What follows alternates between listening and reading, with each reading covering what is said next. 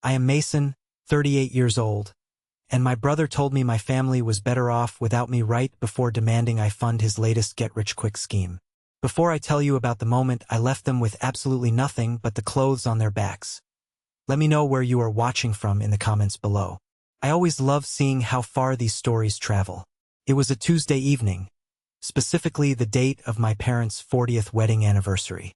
The setting was the oceanfront villa that I had paid for, renovated, and maintained for the last 5 years. The air was salty and thick with humidity, typical for late summer in Florida. I was standing on the travertine patio, looking out at the Atlantic, holding a glass of scotch that cost more than my first car. Inside, the sound of clinking silverware and forced laughter drifted through the open French doors.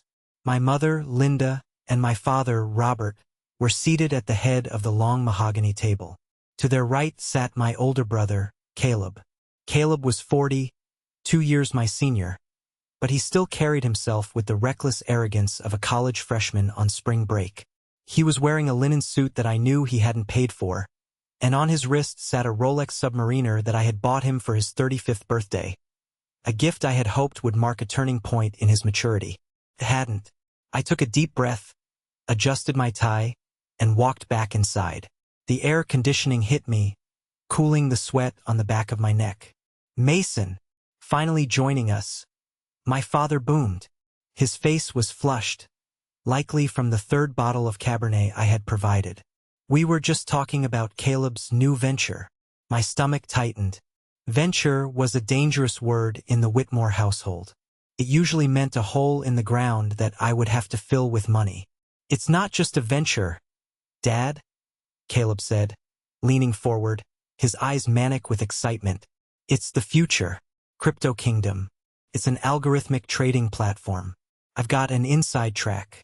My buddy Hunter says the ROI is projecting at 300% within the first quarter. I sat down, placing my glass on the table with a deliberate thud.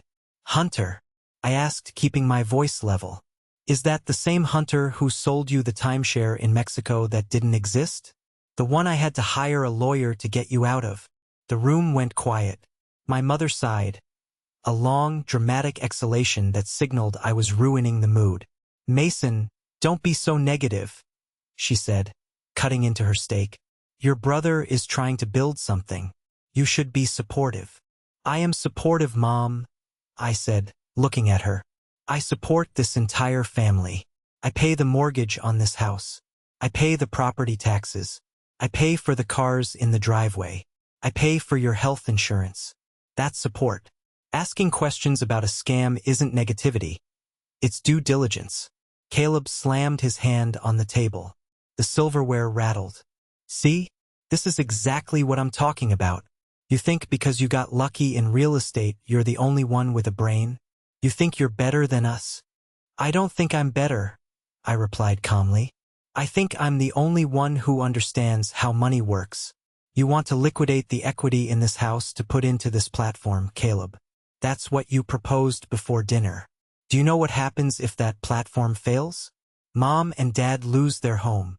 It won't fail, Caleb shouted, standing up now. His face was red, a vein bulging in his neck. You're just jealous because this is going to be bigger than your little apartment complexes. You're scared I'm going to eclipse you. I looked at my father. Robert was staring at his wine glass, refusing to meet my eyes. He had always preferred Caleb. Caleb was the football star in high school, the golden boy who could do no wrong, even when he crashed the family car or failed out-of-state college. I was the quiet one, the nerd, the one who studied architecture and finance, the one they called boring. Dad, I asked, are you really okay with him gambling the house? Robert looked up, his eyes glassy. Caleb says it's a sure thing, Mason. And, well, you've been very controlling lately. Maybe it's time we let Caleb handle the finances. He has vision. I felt a cold numbness spread through my chest. Controlling? I ensure the bills are paid so you don't get evicted. You hold it over our heads, Caleb yelled. He was pacing now, gesturing wildly. Every time you pay for something, you look at us with that smug face. We're sick of it. We don't need your charity, and we definitely don't need your judgment. You need my money, though, I pointed out. We don't need you, Caleb screamed. The words hung in the air like a gunshot. We're going to be rich with this investment. We don't need your scraps. Honestly, Mason, you bring everyone down. You're a dark cloud. We're better off without you. I froze. I looked at my mother. She was smiling, nodding along with Caleb, looking at him with adoring eyes. I looked at my father. He was smirking, that weak, pathetic smirk of a man who enjoys seeing someone else take the heat. Is that true? I asked, my voice barely a whisper. Do you all feel that way? That you're better off without me? Oh, stop being dramatic, Mason, my mother said, waving her hand dismissively. But yes, your brother has a point. You are exhausting. Maybe if you stepped back, the energy in this family would improve. Better off without me? I repeated, letting the words sink in. It was like a key turning in a lock I had been trying to pick for 20 years. I didn't yell. I didn't flip the table. I didn't list the hundreds of thousands of dollars I had poured into their lives. I just felt light. Okay, I said. Okay. Caleb blinked, confused by my lack of resistance. You're right, I said, standing up. I have been controlling. I've been standing in the way of your independence. If you're better off without me, then I should go. I reached into my pocket and pulled out the key fob to the Porsche Panamera parked in the driveway, the company car I let Caleb drive because he said it helped his image. I placed the keys gently on the pristine white tablecloth.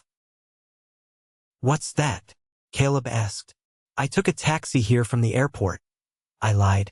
You can keep the car for tonight. I'll arrange my own way home. I pulled out my phone. Under the table, I opened a text thread with Elijah, my lawyer and best friend. I typed 3 words. Execute Plan 0. I hit send. Where are you going? My mother asked, annoyed. We haven't cut the cake. I'm leaving, Mom.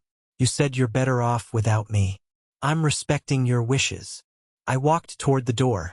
Don't expect us to come crawling back when this deal makes millions. Caleb shouted after me. You're out of the trust, Mason. You're out. I stopped at the door and looked back at them one last time. They looked like a tableau of greed and ignorance.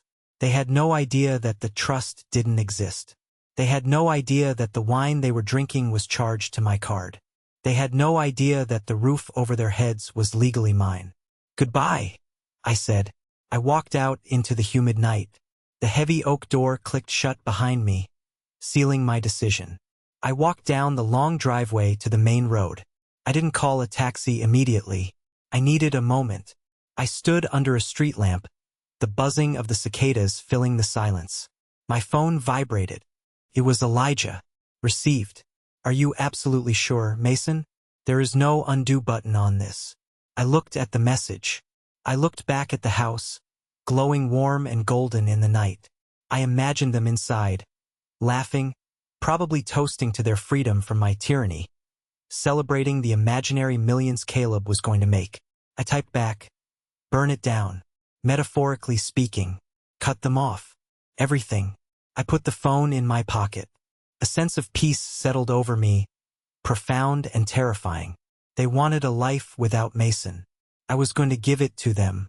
The ride back to the city was long, giving me plenty of time to think. The driver, a quiet man named Samuel, seemed to sense I wasn't in the mood for conversation. I watched the highway lights blur past, and my mind drifted back to how we got here. They called me boring. They called me controlling. But for the last decade, my life had been nothing but a desperate cleanup operation for their disasters. I remembered the day 10 years ago when the cracks first started to show. I was 28, just starting to make real money as an architect. I had bought a small condo, my first real asset. I was so proud. I invited them over for dinner to celebrate. Midway through the meal, my father, Robert, broke down crying. He confessed he had gambled away his retirement fund and taken out a second mortgage on their house without Mom knowing. The bank was threatening foreclosure. I don't know what to do, Mason. He had sobbed into my new sofa. I can't tell your mother. It would kill her. I sold the condo the next week. I used the equity to pay off the arrears on their mortgage and settle his gambling debts. I moved back into a rental. When I told them, Mom didn't hug me. She just said, "Well, it's good you didn't really need that space anyway, Mason. It was too big for a single man." That was the beginning. Then there was Caleb, the golden child. When he got arrested for a DUI 3 years ago, crashing into a parked police cruiser, who did they call? Not a lawyer. They called me. It was 3 a.m. I went down to the station, paid the bail, and hired the best defense attorney in the state to get the charges reduced so he wouldn't do jail time. That cost me $40,000. When Caleb walked out of the station, he didn't thank me. He complained that the coffee in the holding cell was cold. And Mom? She blamed the police officer for parking in a misleading spot. I became the family bank, the insurance policy, the fixer. I worked 80-hour weeks, designing skyscrapers and managing construction crews, while they went on vacations I paid for. I drove a sensible sedan for years so Caleb could lease sports cars to keep up appearances for his vague consulting business. I was boring because I talked about budgets. I was negative because I talked about contracts. I was the adult in a house full of children. My phone buzzed, snapping me back to the present. It was Elijah again. Banking alert set. Credit cards frozen. Utility transfer requests submitted. You have a meeting with me at 8 a.m. tomorrow to sign the final affidavits. I closed my eyes. Elijah was the only one who knew the truth. We had gone to college together. He had watched me drain my accounts time and time again. For years, he had begged me to structure my assets differently. Stop giving them cash, he had told me 5 years ago.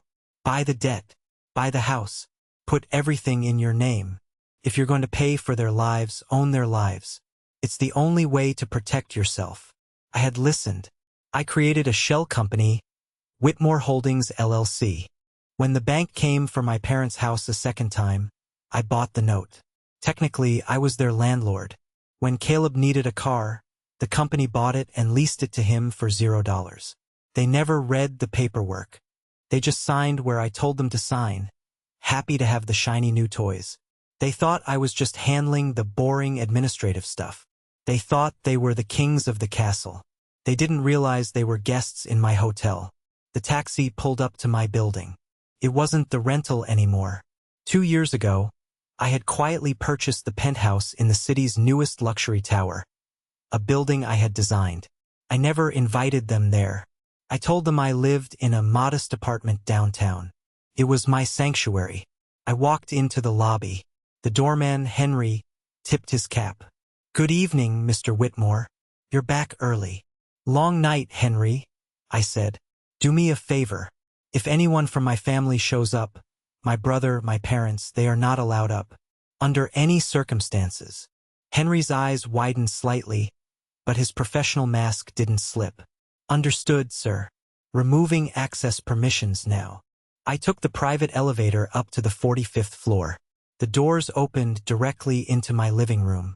Floor-to-ceiling glass revealed the city skyline, glittering like a jewelry box. It was quiet here, peaceful. I poured myself a drink and stood by the window. I felt a pang of guilt, a phantom limb pain.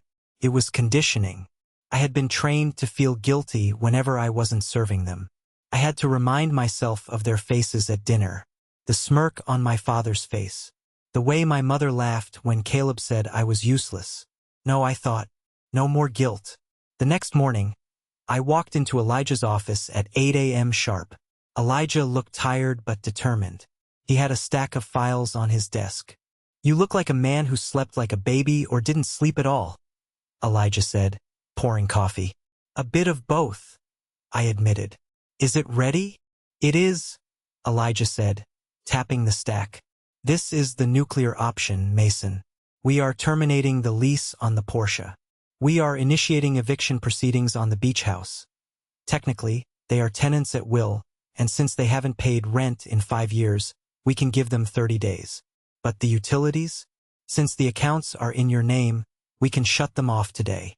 "Do it," I said. "And the supplementary credit cards? Cancel them. Report them as lost or stolen if you have to. Just cut the line." Elijah looked at me over his glasses. "You know they are going to freak out. This isn't just cutting them off. This is pulling the rug out from under their entire reality. They said they were better off without me, I said, signing the first document. I'm just giving them a chance to prove it. Caleb is a genius investor, remember? He should be able to cover the overhead. Elijah chuckled darkly. Caleb couldn't cover a lunch tab without your Amex. That's not my problem anymore. I signed the last page. What about the investors Caleb was talking about? This Hunter guy. Elijah's face turned serious. I looked into that. It's bad, Mason. It's a Ponzi scheme. Classic pyramid. And I heard rumors that Caleb didn't just use his own money. He borrowed. From guys you don't borrow from. Loan sharks. Let's just say they aren't FDIC insured. I paused, the pen hovering over the paper. A protective instinct flared up, hot and familiar. The Caleb was in trouble with sharks. Then I heard his voice in my head. We don't need you. You bring everyone down. I signed the paper. If he's in trouble, I said, handing the file back to Elijah, he can use his Crypto Kingdom profits to pay them off. I'm done saving him from consequences.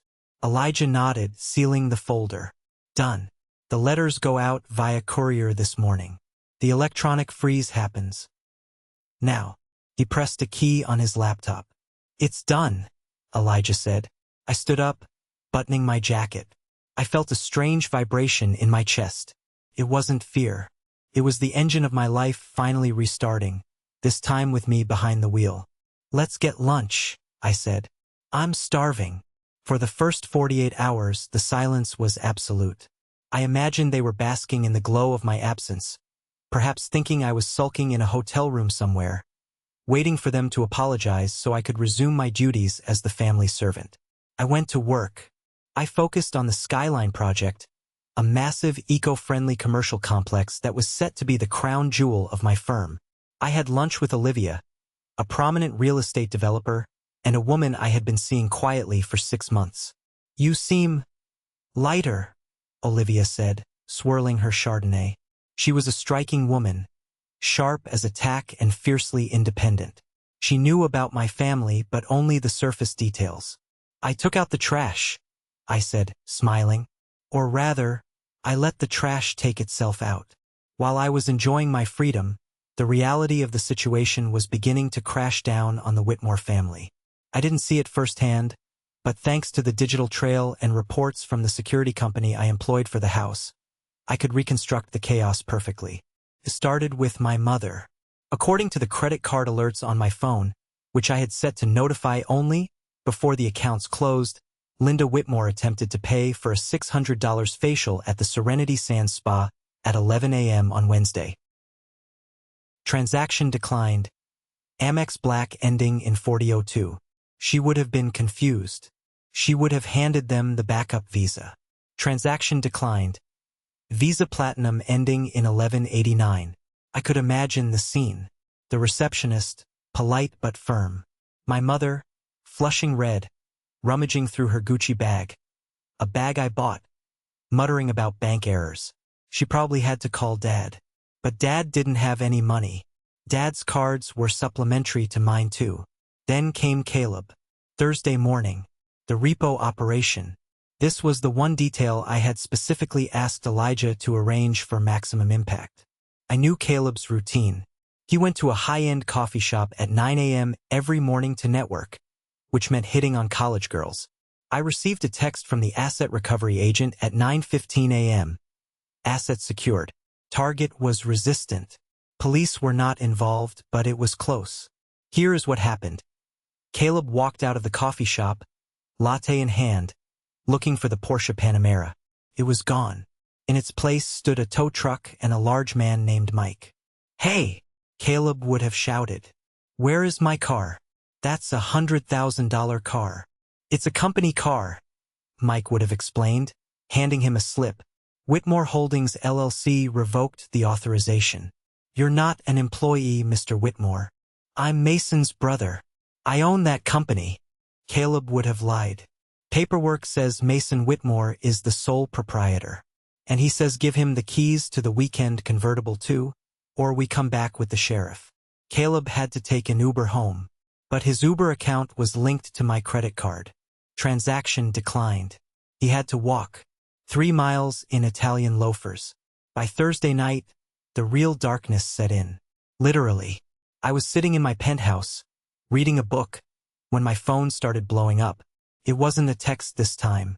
It was a notification from the smart home system I had installed in the beach house. System alert. Main power grid disconnected. Switching to battery backup. Security only. I had instructed the utility company to shut off the power at 6 p.m. No more AC. No more refrigerator. No more heated pool. In Florida in August.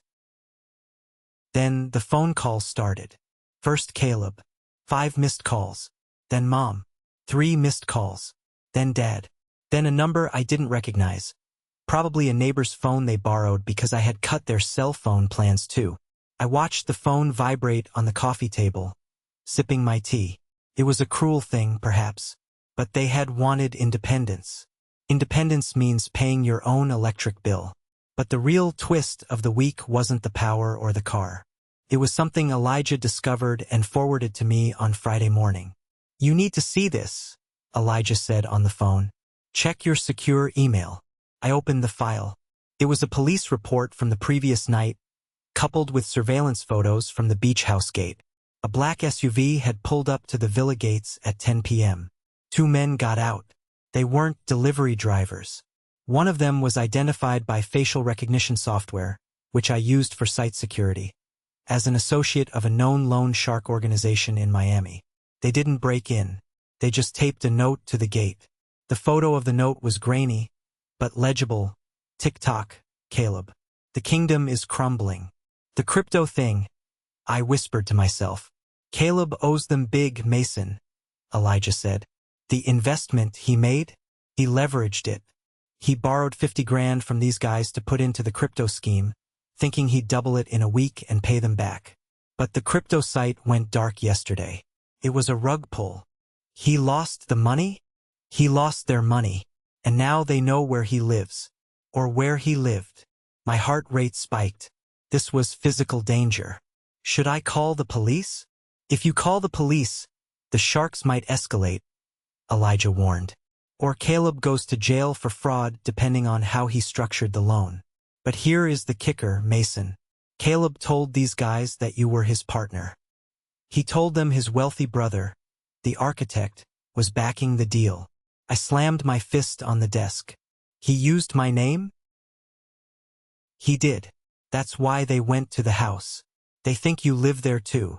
The delusion of my family wasn't just pathetic anymore. It was dangerous. Caleb hadn't just insulted me. He had painted a target on my back. What do? I asked. You stay in the fortress, Elijah said. Your building has armed security. The beach house doesn't. And you proceed with the eviction. You need to legally separate yourself from them immediately. If they are on your property, the sharks think you are connected. We need them out. Now. I hung up. The satisfaction of the last 2 days evaporated, replaced by a cold, hard resolve. This wasn't a game of teaching them a lesson anymore. This was a war for my survival. I looked at my phone. A text from Caleb popped up, coming through via Wi-Fi from a nearby unsecured network.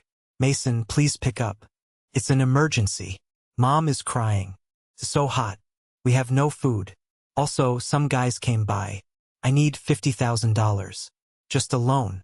I swear I'll pay you back. We're family. I stared at the words. We're family. The magic spell they had used to bind me for decades. I typed a reply. You said you were better off without me. Prove it. I blocked the number. The weekend passed in a blur of anxiety and preparation. By Monday morning, the Whitmore family had reached a breaking point. Without electricity, with the food rotting in the sub-zero fridge, and with the shadow of organized crime looming over the driveway, they did exactly what I expected them to do. They came to find the source of the money. I was in my office on the 30th floor of the Whitmore and Associates building.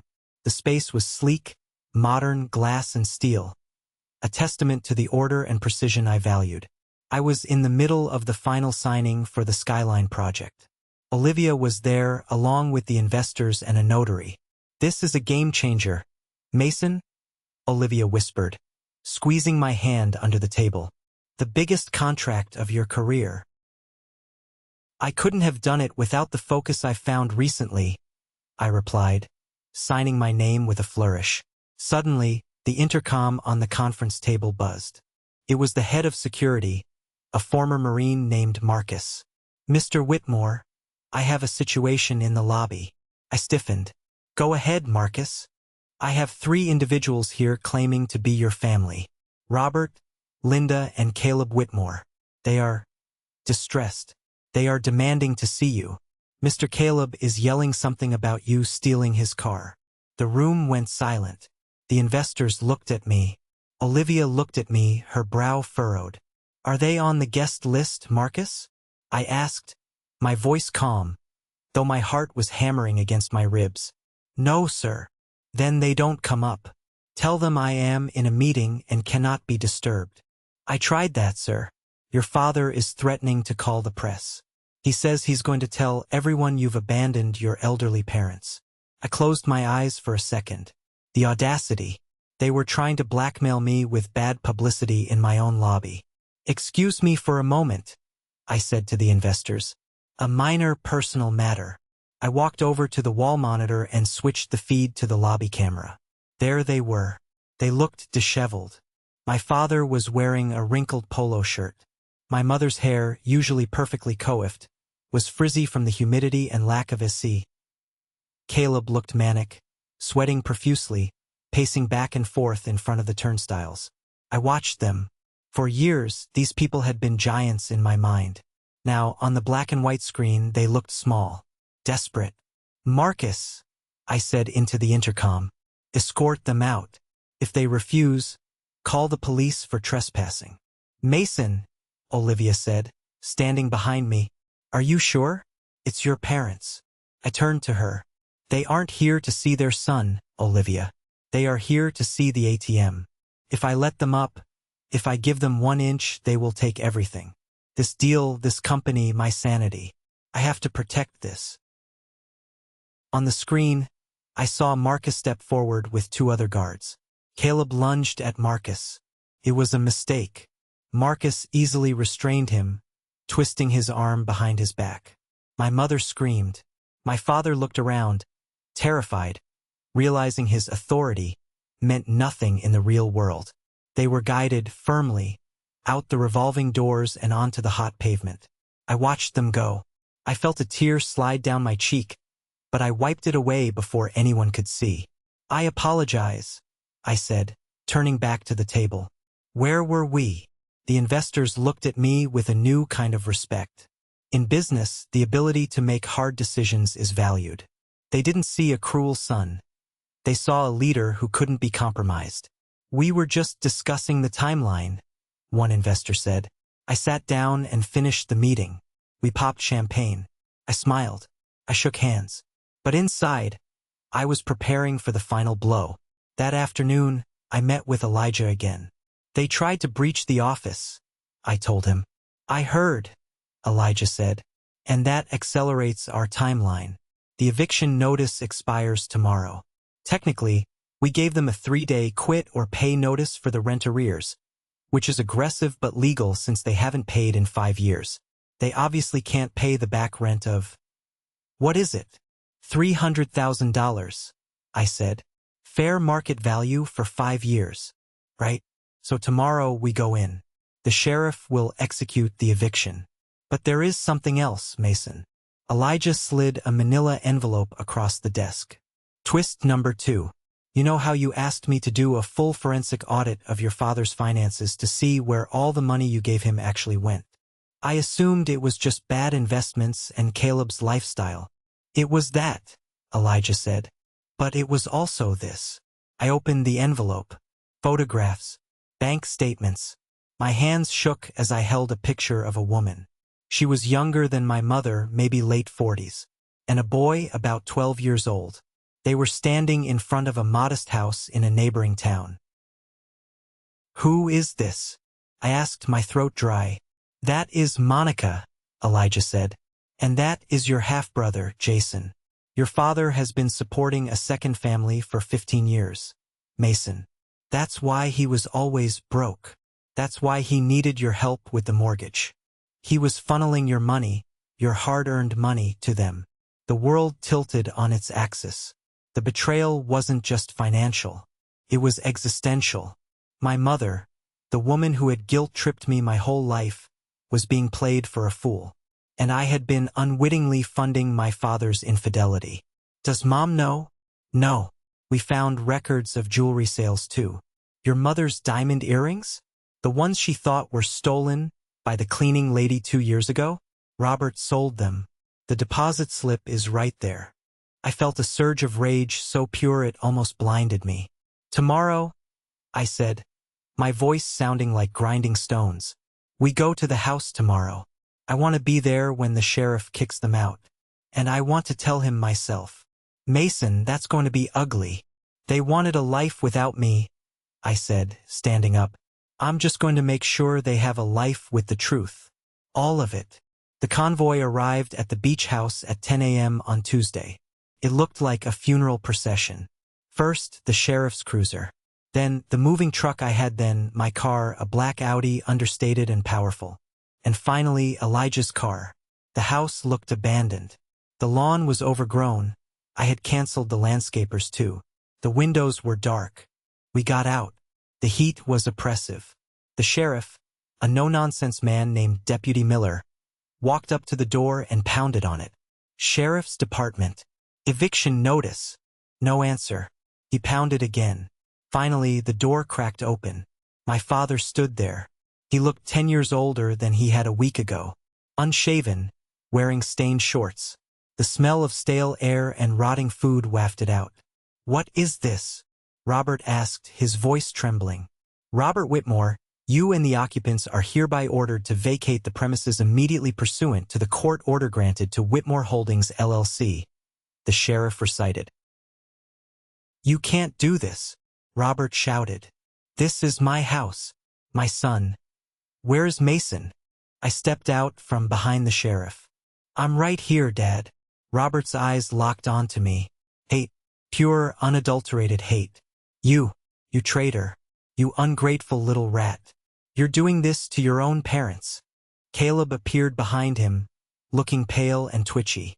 Mom was in the hallway, clutching a rosary, weeping. I'm not doing anything, I said, walking up the steps, staying just out of reach. I'm just the landlord, and you're the tenants who haven't paid rent in 5 years. The lease is up. We're family, Mom wailed, rushing forward. Mason, baby, please. It's so hot. We have nowhere to go. You said you were better off without me, I reminded her. I'm letting you stand on your own 2 feet. Isn't that what you wanted? Caleb is the genius. Let him buy you a house. Caleb flinched. Mason, stop. The sharks, they're going to kill me.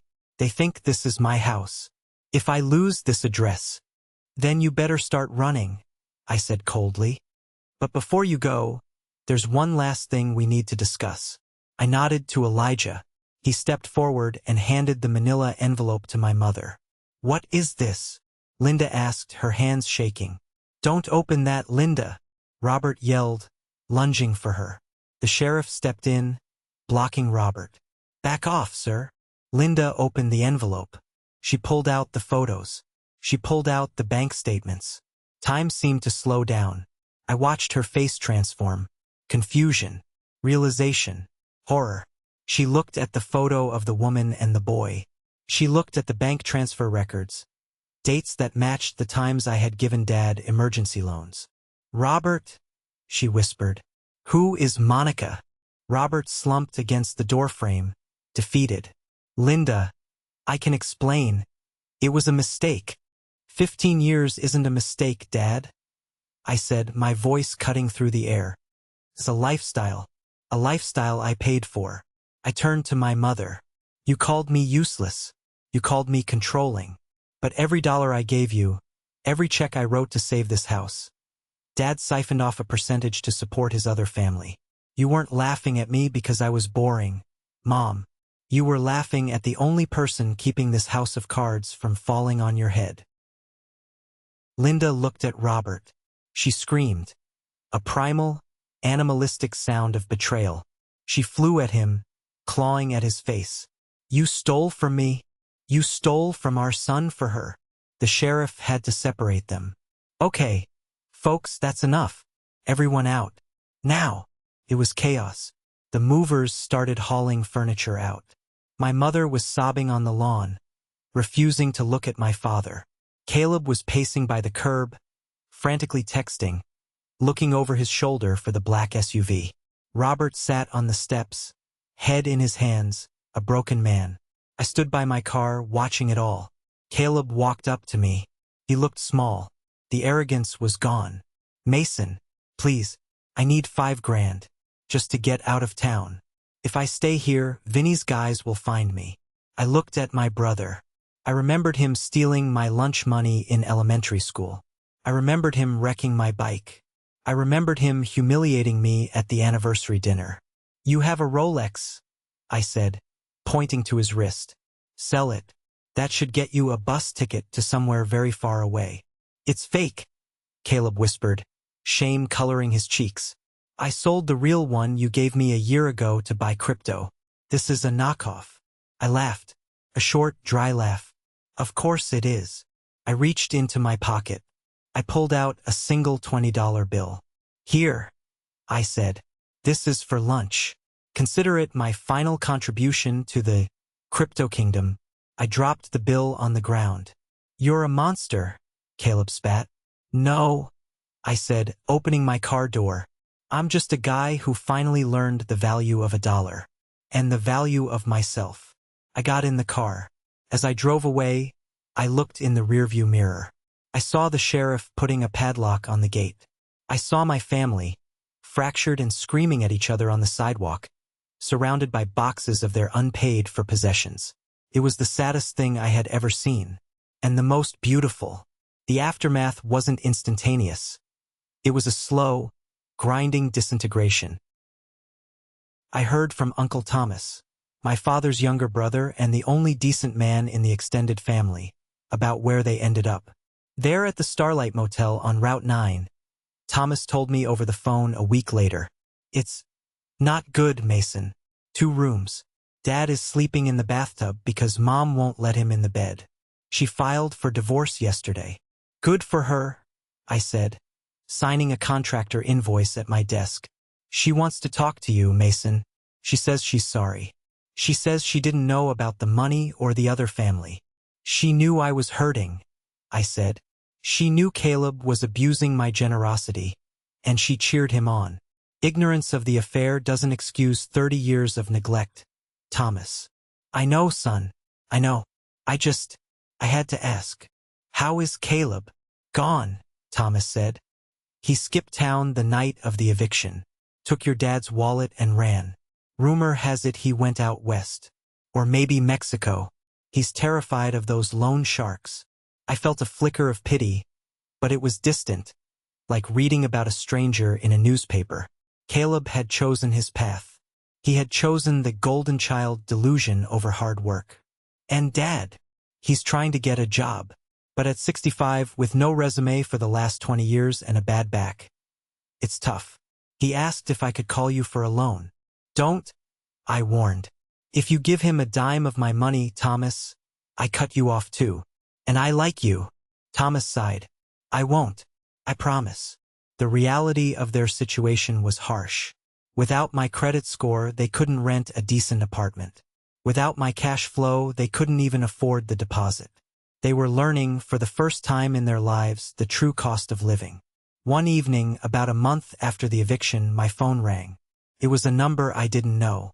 I almost ignored it, but something made me answer. Hello, Mason. It was my father. His voice was cracked, weak. Robert, I said. I couldn't call him Dad anymore. I'm at the shelter downtown, he said. Your mother took the last of the cash and went to stay with her sister in Ohio. I'm alone, Mason. That sounds difficult, I said neutrally. I'm your father, he snapped, a flash of the old anger returning. You can't leave me here. I raised you. You didn't raise me, I corrected him. You lived in the same house as me while I raised myself. And then you billed me for the privilege. I'm sorry about Monica, he whimpered. I'm sorry about the money. Just get me a small apartment, a studio, anything. I'll pay you back. With what, Robert?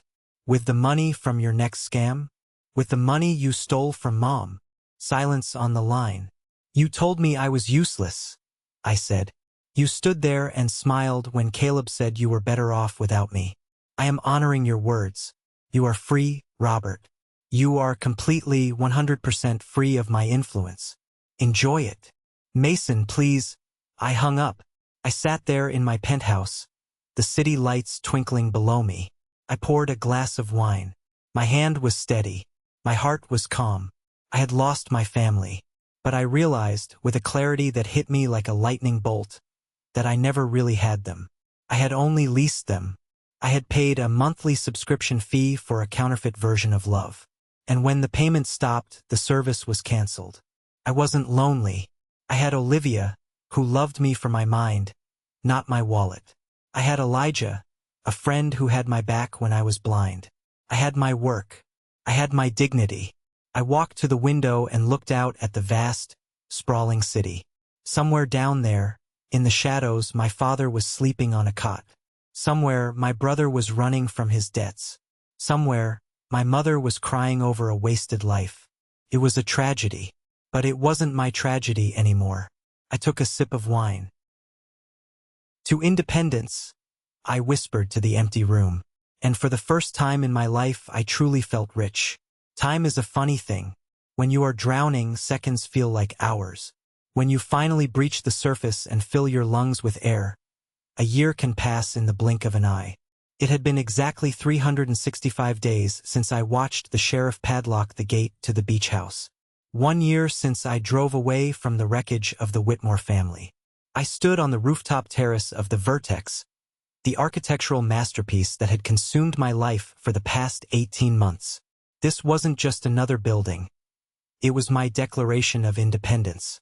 It was a 40-story eco-conscious residential tower that twisted toward the sky like a strand of DNA. Tonight was the grand opening gala. The air up here was crisp, devoid of the suffocating humidity that always seemed to hang over my parents' house. I took a sip of sparkling water. I had cut back on the scotch and looked out at the city. It was mine, not in a greedy sense, but in a way that felt earned. Every beam, every sheet of glass, every line of code in the smart building interface was the result of my focus, a focus that had been liberated the moment I stopped funneling my energy into a black hole of ungrateful relatives. "You're hiding again," a voice said behind me. I turned to see Olivia. She looked breathtaking in a silver gown that shimmered like liquid mercury. But it wasn't the dress that held my attention. It was her eyes. They were clear, honest, and filled with a warmth I was still learning to accept without suspicion. "Just taking a moment," I said, offering her a hand. "It's a lot of noise down there." "They love you, Mason," she said, stepping into my personal space, her scent of jasmine and rain calming my nerves. "The mayor just called you a visionary. The investors are already talking about a second tower in Chicago. You did it." "We did it," I corrected her. "No," she shook her head firmly. "You did this. You designed this while your world was collapsing. You managed the construction while dealing with lawyers and auditors and the emotional fallout of a nuclear family war.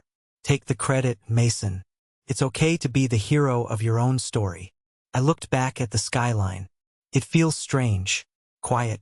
I keep waiting for the other shoe to drop, for my phone to ring with an emergency, for Caleb to need bail money, for Mom to need a new car. "That phone doesn't ring anymore," Olivia reminded me gently. "And if it does, you don't answer it." She was right, but the phantom vibrations were real. The recovery hadn't been a straight line. The first 3 months were the hardest. I had to testify in court regarding the eviction appeal my father tried to file pro se. It was a pathetic attempt. He claimed squatters' rights in a house I held the deed to. Seeing him in that courtroom, wearing an ill-fitting suit he probably bought at a thrift store, shuffling papers with shaking hands, was gut-wrenching. He looked small. The giant who had terrified me with his disapproval was just a sad old man who couldn't understand why the rules suddenly applied to him. The judge dismissed his case in 10 minutes. My father didn't look at me as he left the courtroom. He just stared at the floor, muttering about loyalty. Then there was the audit. The forensic accountants found more than just the second family.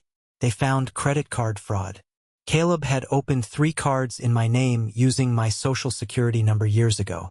I had a choice: pay the debt or file a police report for identity theft, which would send my brother to prison.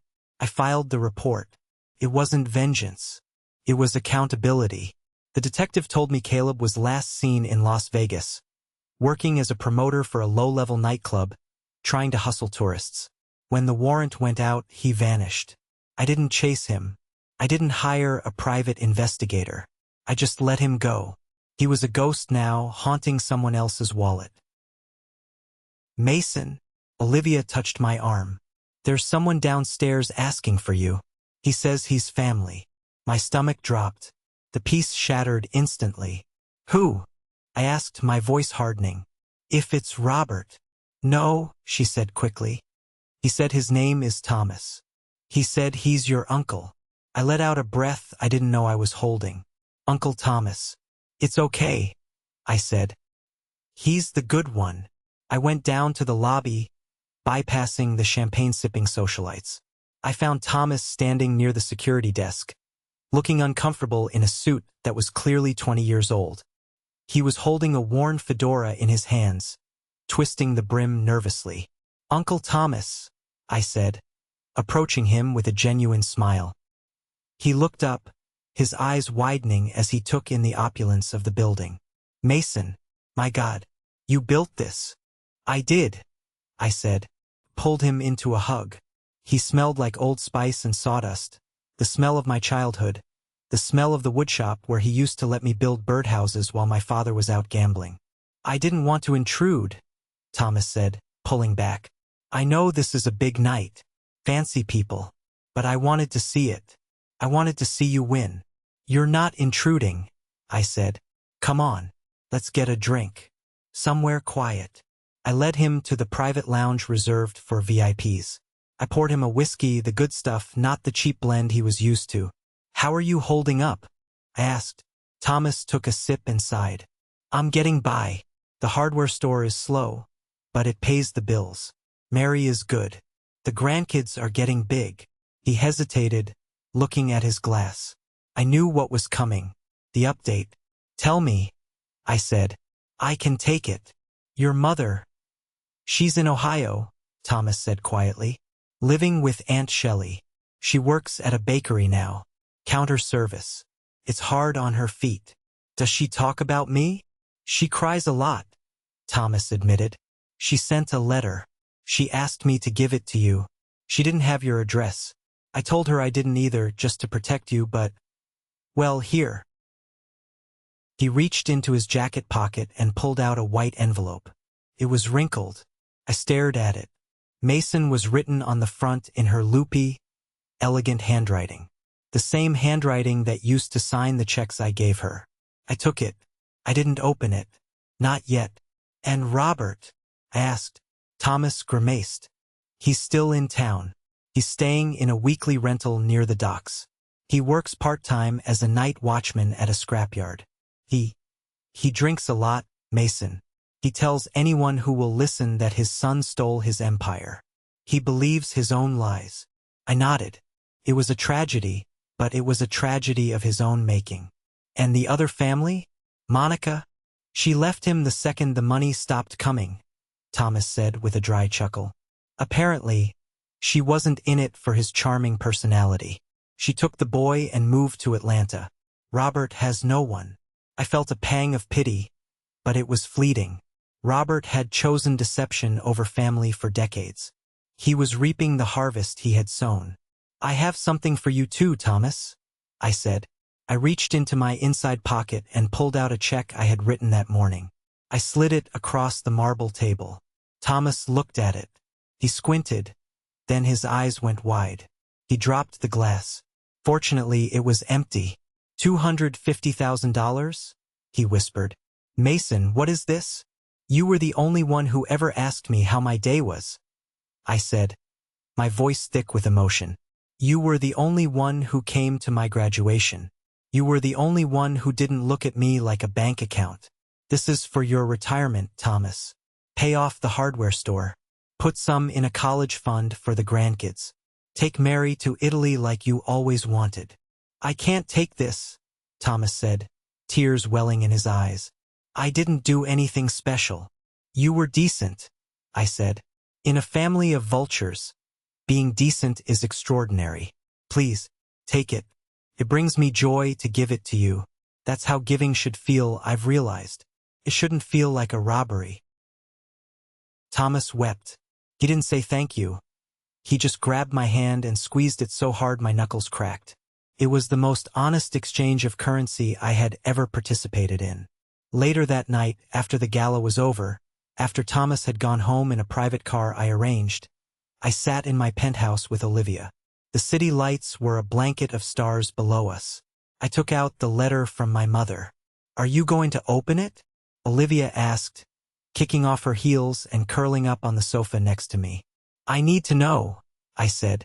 I tore the envelope. I unfolded the single sheet of lined notebook paper. Dearest Mason, I hope this finds you well. I heard about your new building. I always knew you were talented. I miss you so much. It hurts every day. Your father is a devil. He ruined us. I want you to know that I had no idea about the other woman. If I had known, I would have left him years ago. I was a victim too, Mason. He manipulated me just like he manipulated you. My life is very hard now. My ankles swell from standing all day. And Shelley is cruel to me. I was wondering if you could find it in your heart to forgive your mother. I don't need much. Just a small apartment near you. I could cook for you again. Remember my lasagna? Please, Mason. I'm your mother. Don't let me die like this. We are better off together. Love, Mom. I read it twice. What does it say? Olivia asked softly. She blames Dad. I said, my voice flat. She plays the victim. And then she asks for an apartment. She mentions her lasagna. I laughed, but it was a hollow sound. She didn't ask how I am. She didn't apologize for calling me useless. She didn't apologize for letting Caleb steal from me. She just wants a new host to attach herself to. She's consistent, Olivia noted. She says, we are better off together, I quoted. She forgot the part where they yelled, we are better off without you. I stood up and walked to the fireplace. It was a gas fireplace, modern and sleek. I held the letter over the flame. Mason, are you sure? Olivia asked. I forgive her, I said, watching the corner of the paper curl and brown. I forgive her for being who she is. But I will not let who she is destroy who I have become. I dropped the letter. The flames caught the paper, turning the dearest Mason into ash. It burned quickly, disappearing up the flue. Goodbye, Mom, I whispered. I turned back to Olivia. Marry me. It wasn't how I planned to propose. I had a ring in the safe. I had a plan for a trip to the Amalfi Coast next month. But in that moment, watching the last link to my toxic past burn away, I realized I didn't want to wait another second to start my real future. Olivia blinked, stunned. What? Marry me? I repeated, walking over and kneeling in front of her. Not because I need you to complete me. Not because I need someone to share the rent. But because I want you. I want to build a life with you. A real life. No secrets. No transaction fees. Just us. Tears spilled down her cheeks. She smiled. A radiant, beautiful smile that erased the memory of my mother's manipulative smirk. Yes, she said. Yes, you idiot. Yes. She kissed me, and for the first time in 39 years, I felt completely, irrevocably safe. 3 months after the proposal, on a crisp autumn afternoon, I found myself driving down a familiar stretch of coastal highway. I was behind the wheel of my own car, a vintage 1967 Mustang Fastback I had restored myself. It wasn't a leased status symbol like the Porsche or the Lamborghini. It was a machine of muscle and grit, something that required care and attention, something that roared when you treated it right. I wasn't going to the beach house. I had sold that property 6 months ago to a developer who bulldozed it to build a boutique hotel. I felt zero nostalgia when the papers were signed.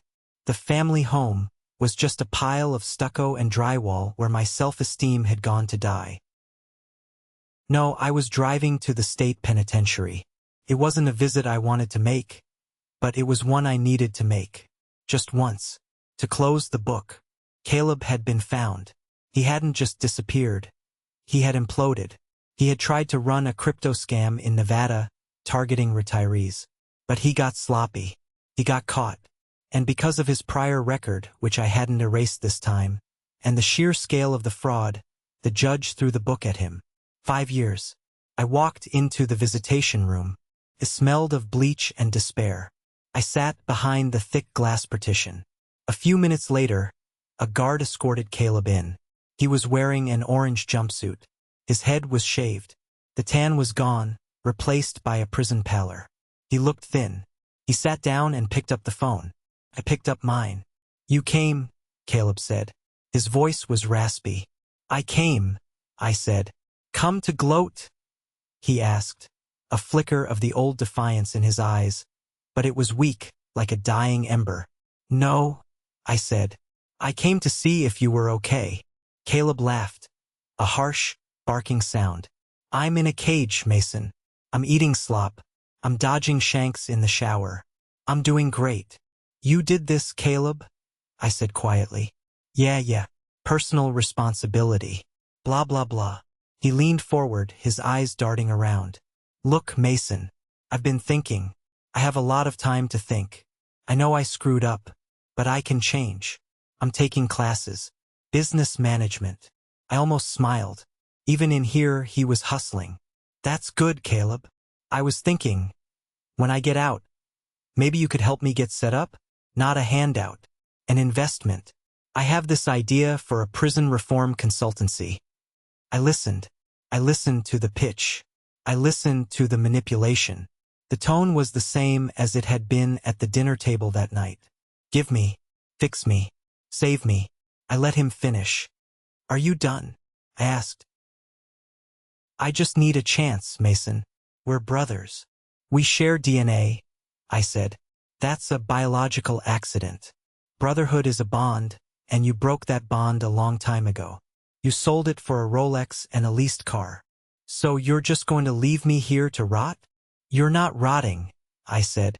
"You're serving time for crimes you committed. And when you get out, you will have a clean slate. But that slate will not include my name written on a check." I stood up. "Mason, don't walk away. Mom is writing me. She says you abandoned her too. She says you're cold." "I am cold," I said, looking him dead in the eye. "I learned it from the best. But unlike you, I learned to keep my own fire warm." "You're useless," he screamed, slamming the receiver against the glass. "You're nothing without us to make you feel important." I hung up the phone. I didn't look back. As the heavy steel doors clanged shut behind me, the last voice of my past was silenced. I walked out into the sunlight. The air tasted sweet. I got back into my Mustang. I checked my phone. A text from Olivia. "Dinner reservation is at 7. Don't be late. I have a surprise." I smiled. A real surprise. Not a crisis. Not a demand. A joy. I started the engine. The V8 rumbled. A deep, resonant sound that vibrated through the chassis. I thought about my father watching the scrapyard at night, drinking cheap vodka, blaming the world. I thought about my mother, serving pastries in Ohio, waiting for a savior who wasn't coming. I thought of Caleb in his cell, plotting his next con. They were all trapped in prisons of their own making. Prisons built on entitlement, laziness, and deception. I had been in a prison too. Prison of guilt. A prison of duty. A prison where the warden was my own need for their approval. But I had walked out. I had pardoned myself. I pulled onto the highway, the road stretching out before me, endless and open.